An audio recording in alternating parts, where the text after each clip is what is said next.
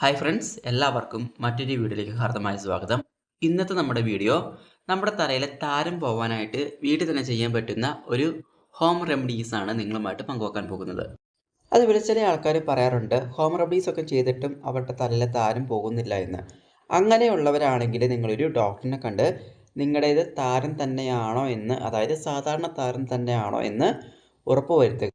നമ്മുടെ തലയിലുള്ളത് സാധാരണ ഡാൻഡ്രഫ് ആണോ അതോ മറ്റെന്തെങ്കിലും ആണോ എന്ന് ഉറപ്പ് വരുത്തിയിട്ട് മാത്രം ഇതുപോലുള്ള ഹോം റെമഡീസ് ചെയ്താൽ മാത്രമേ അതിനുള്ള റിസൾട്ട് കിട്ടത്തുള്ളൂ. അപ്പോൾ ഇത് നമുക്ക് ഒരു ഹെയർ മാസ്ക് ആയിട്ട് ഉപയോഗിക്കാവുന്നതാണ്. ആദ്യം വേണ്ടത് മുട്ടയുടെ വെള്ളയാണ്, അതായത് എഗ് വൈറ്റ്. അപ്പോൾ നിങ്ങൾക്ക് എത്രയാണോ എഗ് വൈറ്റ് ആവശ്യം അതനുസരിച്ച് നിങ്ങൾക്ക് എഗ് വൈറ്റിൻ്റെ അളവ് കൂട്ടാവുന്നതാണ്. ഞാനിപ്പോൾ ഒരു മുട്ടയുടെ എഗ് വൈറ്റ് മാത്രമേ എടുത്തിട്ടുള്ളൂ. ഇനി നമുക്കിതിലേക്ക് വേണ്ടത് നാരങ്ങ നീരാണ്. ഞാനിപ്പോൾ എടുത്തിരിക്കുന്നത് ഒരു നാരങ്ങയുടെ നീരാണ്.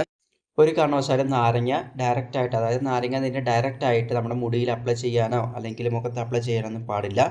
അതായത് നാരങ്ങ നീര് ഡയറക്റ്റായിട്ട് നമ്മുടെ മുഖത്തോ സ്കാൽപ്പിലോ ഒന്നും അപ്ലൈ ചെയ്യാനായിട്ട് പാടില്ല. ഇനി നാരങ്ങ നീരും എഗ് വൈറ്റും കൂടെ നന്നായിട്ട് യോജിപ്പിക്കുക. നന്നായിട്ട് ബീറ്റ് ചെയ്ത് രണ്ടും കൂടെ നന്നായിട്ട് യോജിപ്പിക്കണം. ഇതുപോലെ തന്നെ നമുക്ക് ഡാൻഡ്രഫ് പോകാനായിട്ട് തൈര് ഉപയോഗിക്കാവുന്നതാണ്. അതുപോലെ വെളിച്ചെണ്ണയ്ക്കകത്ത് നാരങ്ങാ നീര് മിക്സ് ചെയ്തും നമുക്ക് തലയിൽ ഉപയോഗിച്ചിട്ടുണ്ടെങ്കിൽ ഡാൻഡ്രഫിന് ശമനം കിട്ടുന്നതാണ്. ഇനി നിങ്ങൾ വിചാരിക്കുന്നുണ്ടായിരിക്കും ഈ ഒരു എഗ് വൈറ്റ് തലയിൽ വെച്ചിട്ടുണ്ടെങ്കിൽ ബാഡ് സ്മെല്ലായിരിക്കത്തില്ലേ എന്ന്. അങ്ങനെയൊന്നുമില്ല. കാരണം നമ്മളിതിലേക്ക് നാരങ്ങ നീര് ചേർത്തിട്ടുള്ളത് കൊണ്ട് തന്നെ ആ ഒരു ബാഡ് സ്മെല്ല് പോകും.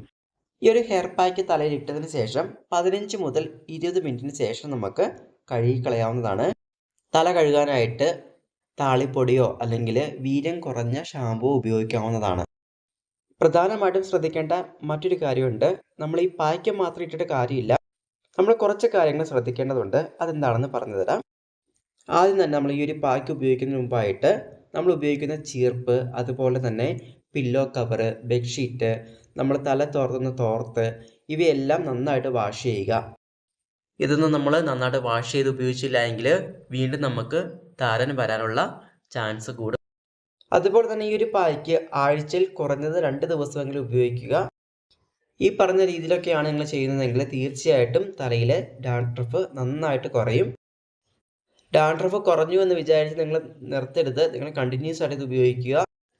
വീഡിയോ യൂസ്ഫുൾ ആയി തോന്നുവാണെങ്കിൽ ലൈക്ക് ചെയ്യാനും ഷെയർ ചെയ്യാനും കമൻറ്റ് ചെയ്യാനും, അതുപോലെ തന്നെ നമ്മുടെ ചാനൽ ആദ്യമായിട്ട് കാണുന്ന എല്ലാ കൂട്ടുകാരും സബ്സ്ക്രൈബ് ചെയ്യാനും ഓർക്കണം. അപ്പോൾ നമുക്ക് അടുത്ത ദിവസം മറ്റൊരു വീഡിയോയുമായി കാണാം. അതുവരെയും എല്ലാ പ്രിയപ്പെട്ടവർക്കും ശുഭദിനം.